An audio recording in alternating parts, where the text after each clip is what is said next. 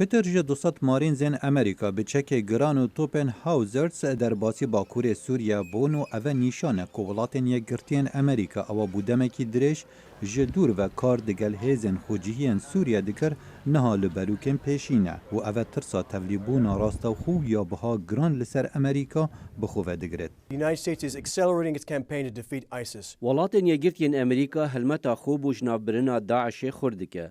و ام بنزیکی دیگل هوالبندن خواه هزین سوریا دموکرات کار دکن و هنارتنا و داویه یا هزین مارینز آلیکاریه که زیدتره بوان هزان بو دور پیچکرنا رقا و بداوی اینانا داعشه. آرمانجا تبلیبونا ترکیه ده شر سوریه دا پاراستنا تخیب خویه و دجایتیا یپیگه و شر داعشه و پشتی کنترول کرنا باجر الباب جاوه لبجداریا اپراسیونا رقیه لدماهزن حسده دبیجن اوانا هند هز هنه رقا کنترول بکن و پیدوی به آلیکاریا ترکیه ناکد. هفریکیا ترکیه و کردین سوریه امریکا ناراحت کریه.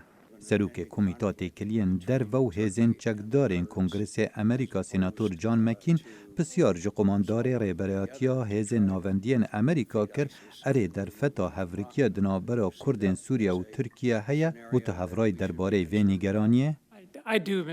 بله برای سروکی کمیته ام حول دادن او هفریکیات چه نبه. ریگری لحفرکیا هر دو حوالبندین امریکا یان راگرتنا هفسنگی دناوبرا ترکیه انداماناتو و هیزین کردان پرزگریکا امریکای لباکور سوریه. هر دم زحمت بو هفسنگی بی راگرتن. تکیلین امریکا دگل ترکیه دوت گرن سالی بوری ده برانبری پیوندیان دگل کردان ده. لآلیه دیه تخیبی هف پیمانیا بریبراتیا امریکا آلیکاریا هیزن عراق دکت بودر کرنا داعش جباجر موصل کو پیجوچون مزن لآلیه راستی باجری دکن. لی اوه و داویه به هبونا داعش لعراق بینن هنری بارکی ریوبری پروگرام روشحالات ناوین لناون داود رو ولسن گو تجیار محمد آدنگ امریکا گرتنا موصل و تا داوی هاتنا داعش بخوه ناگرد.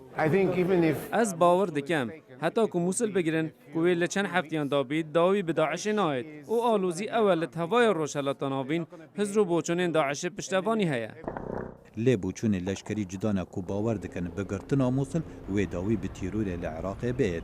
العمليات الجارية اپراسیون نها بو گرتنا آلی راستی لگور نخشا دیاری کری برای و دچید و به گرتنا ناوند باجر موصل و دی آزاد بید. کنترول کرنا موصل و دورپیچ کرنا رقا و الداویه جناف برنا داعش جهر دو باجران شارزا باوردکن هفریکیا مزن یا نهیلانا پاشمایان پرزگریکا مزن هم بر جواکان افنتوی. خالد فتاح دنگی امریکا.